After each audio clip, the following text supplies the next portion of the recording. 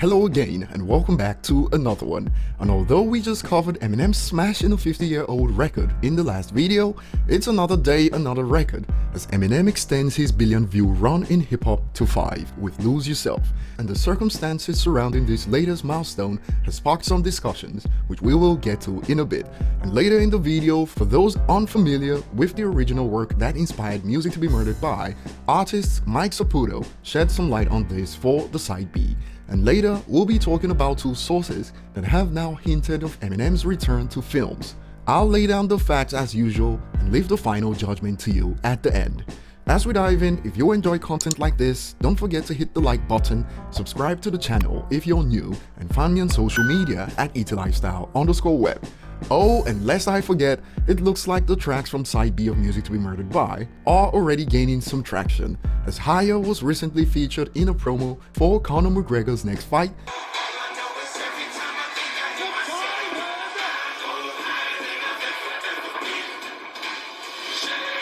And remember, many fans on social media have stated that Higher has a similar vibe to Till I Collapse, and their reactions to this ad have reiterated that point. Over on Reddit, a user states, "Man, this hook is fire, and the beat gives me Till I Collapse vibes. I really wish he rapped this track in the same energy as Till I Collapse. It would have been a real banger." To which another user adds, "Knew this would happen. Sporting events are suckers for arena rap M," and some are even dropping predictions like this. I don't know about y'all, but I think Higher has the Till I Collapse potential. And personally, I also get Cinderella Man vibes from Higher. Maybe it's just me. And Paul Rosenberg is getting some praise like this. "I just heard Higher by M on a fight promo. Paul, you're doing your work, huh?" And moving on, as Eminem earns his 5th billion viewed video, the fact that it's on an unofficial channel has sparked conversations on social media as fans wonder if this will be officially recognized. One user on Reddit states, "I wonder how that will work for the uploader.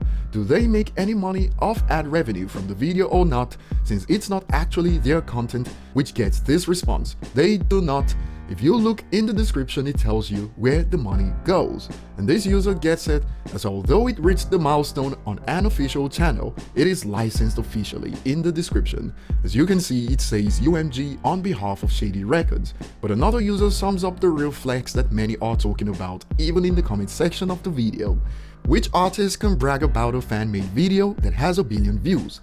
I'm pretty sure Eminem knows about this video and he allows it so he can flex it one day. That's just my humble opinion, lol." And like I pointed out earlier, right under it says UMG on behalf of Shady Records, so that clears up any questions regarding revenue. However, if this will be recognized by Shady's team like they did for Rap God and Without Me is one we will have to wait and see.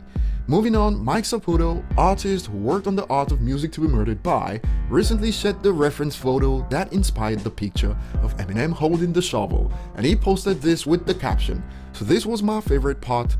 For the inside of the booklet, we were inspired to recreate one of the opening scenes of Alfred Hitchcock Presents. And is this something you knew before now? Tell us later in the comments."